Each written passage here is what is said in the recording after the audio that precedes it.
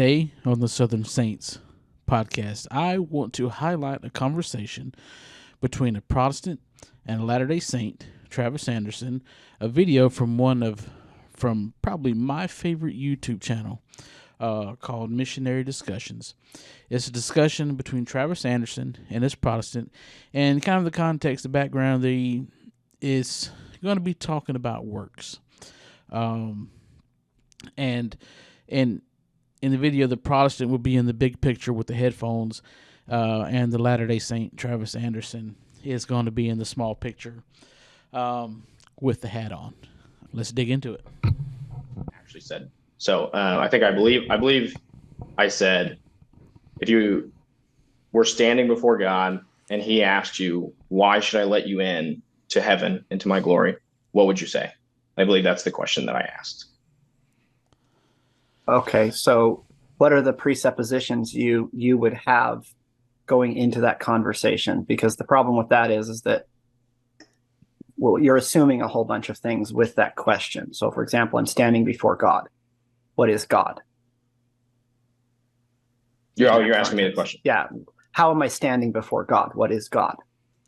Is he an incomprehensible spirit nothingness? Is he a person?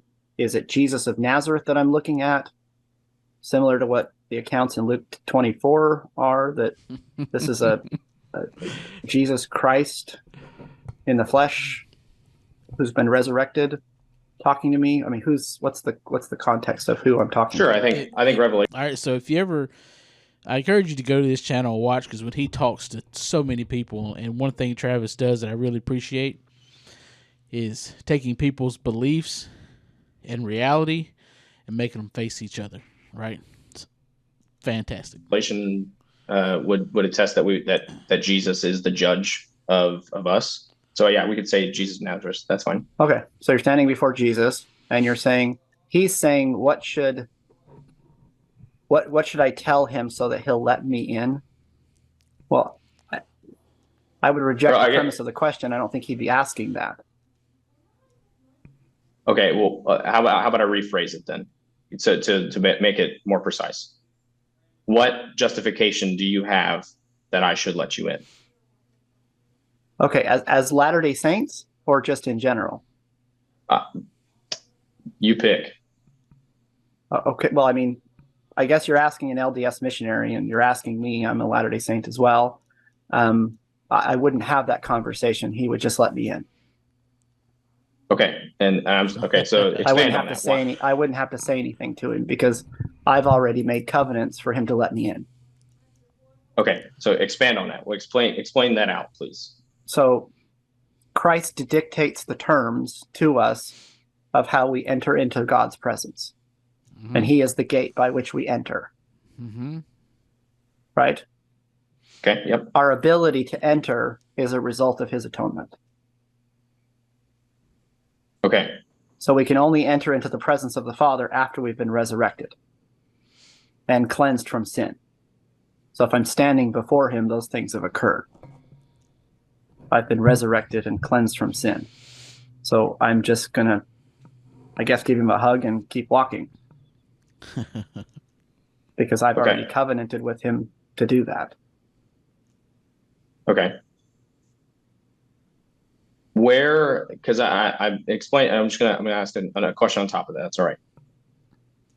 There is an extent to which your good deeds impact that. No. No. Good deeds. What does that mean? Your works, your justification by works. Which is what? What are works? Yeah, and so here again, he's trying to get out of Travis. Okay, so yeah, you're saying you're gonna get into heaven, but what are you like? What were your deeds to get you into heaven? He's trying to say, this false notion that Latter-day Saints believe that we can work our way into heaven, right?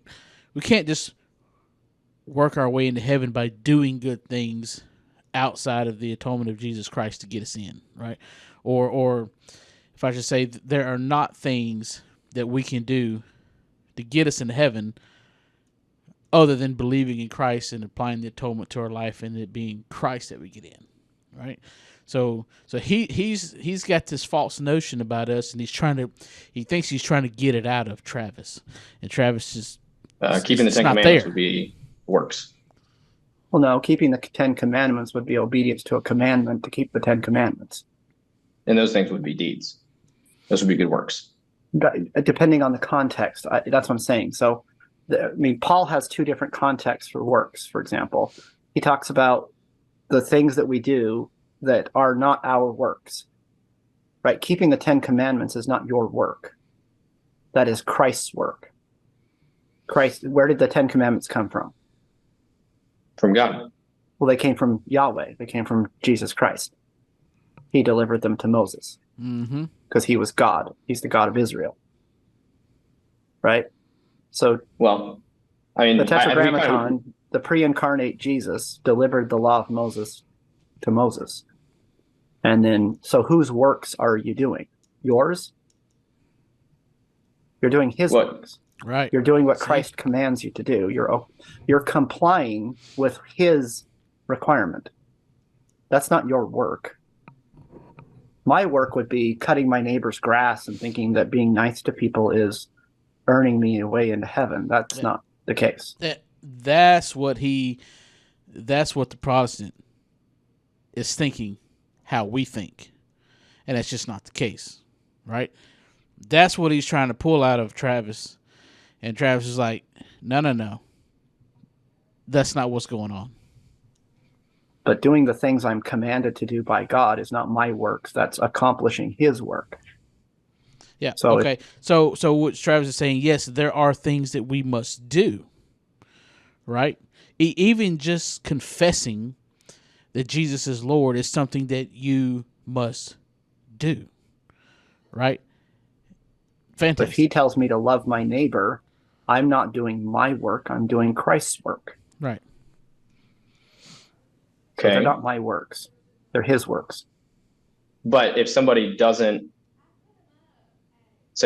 have Jesus and they read the 10 Commandments and they feel as though they are doing the 10 Commandments, are those still Christ's works or are they their own? Yeah, they're their work. They're Christ's works. They're God's works. The 10 Commandments are given to us. I mean, Paul talks about the law written on our hearts. I assume he's probably meaning something along the lines of the 10 Commandments. He's not clear on what exactly he means, but the law is written on their hearts. Being nice, loving God, serving your fellow man, all that kind of good stuff. But those are God's works. They're not your works. Natural man, your works are lasciviousness and unrighteousness and unchastity. That's your works. God calls us to do his work. So I'm not saying, hey, I did some good stuff, take this in payment for my entry into heaven. I would say, I did what you required me to do. I have accomplished what you would do if you were in my place.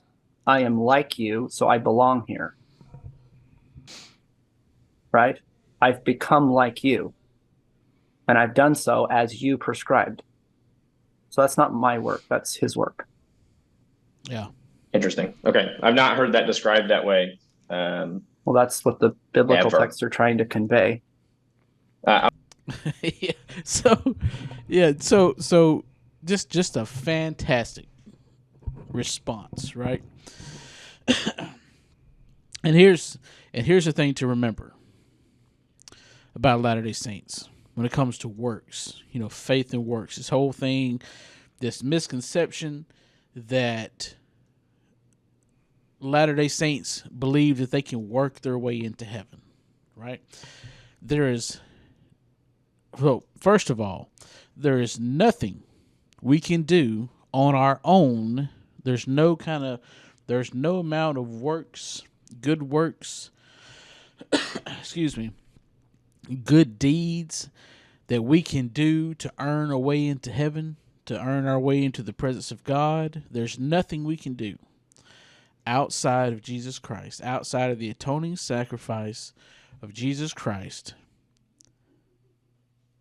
There's nothing we can do outside of Jesus Christ to earn our way into heaven. That is not how it works. That is not Latter-day Saint theology.